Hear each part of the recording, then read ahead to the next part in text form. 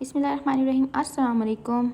आज बहुत ही ज़बरदस्त और दावतों में बनने वाली मैं मिल्क पुडिंग की रेसिपी दे रही हूँ, जो मुंह में बहुत ही ज़्यादा घुल जाती है, बहुत ज़्यादा यमी होती है और बहुत क्विक ही बन जाती है। और जो पुडिंग लवर्स हैं तो उनके लिए तो बहुत ही स्पेशल चीज़ है।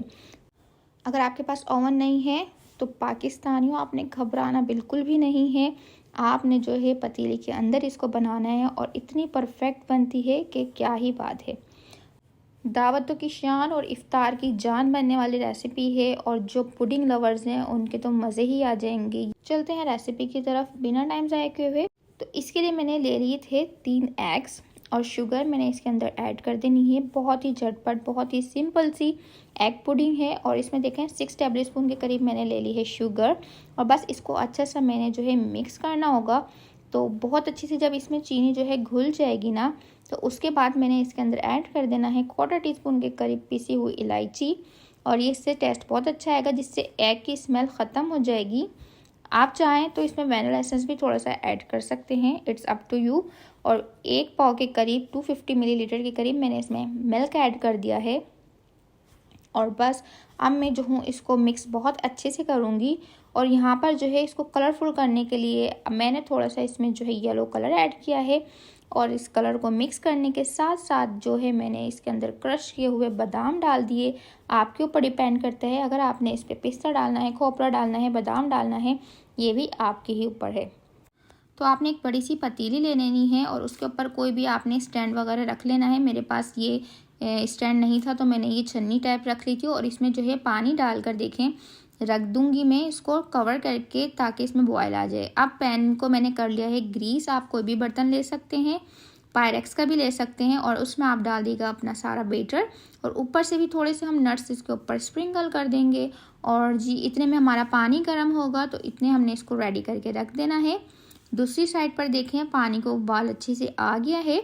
और अब जो है मैं इसके ऊपर इतना बड़ा बर्तन लेना है कि हमारा ये अच्छा सा कवर हो जाए, इसके ऊपर मॉइस्चर ना है, हमने इस पर भी कवर करना है। और एक और लिड हमने इसके ऊपर रख देनी है।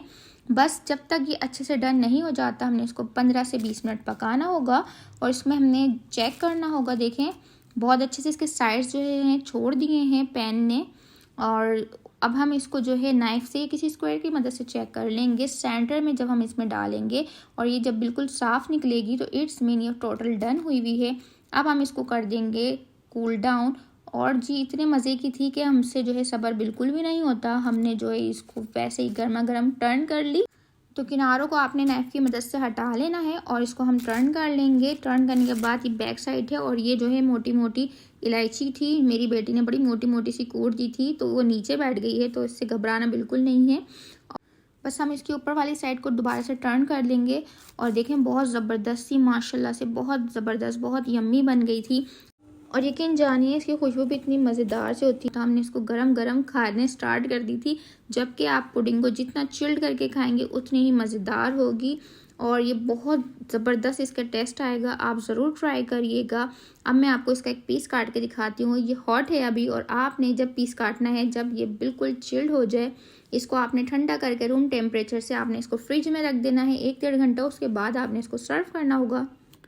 तो थी ना कितनी क्विक और बहुत कम इंग्रेडिएंट से बनने वाली पुडिंग, और जायके में भी बहुत लाजवाब। तो फ्रेंड्स, अगर आपको मेरी रेसिपीज़ पसंद आ रही हो तो मेरे चैनल को सब्सक्राइब करना मत भूलिएगा। साथ साथ बेल नोटिफिकेशन भी प्रेस कर दीजिएगा और मेरी वीडियो को अपनी फैमिली फ्रेंड्स में शेयर भी करिएगा। मिलते हैं फिर किसी नई रेसिपी के साथ। और रमज़ान रेसिपीज़ बहुत ज़बरदस्त स्पेशल आ रही हैं। अल्लाह हाफिज़।